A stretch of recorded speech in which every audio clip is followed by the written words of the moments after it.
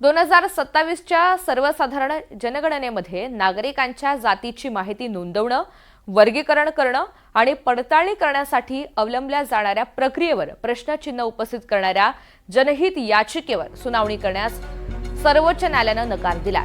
सर्वोच्च न्यायालयानं केंद्र आणि भारताचे रजिस्ट्रार जनरल आणि जनगणना आयुक्त कार्यालयाला जनहित याचिका दाखल करणारे शिक्षण तज्ज्ञ आकाश गोयल यांनी केलेल्या सूचनांवर विचार करण्यास सांगितलं। त्यामुळे जी जनहित याचिका दाखल करण्यात आलेली होती त्या संदर्भात सुनावणी होणार नाहीये। सुप्रीम कोर्टानं ही सुनावणी घेण्यास नकार दिलाय।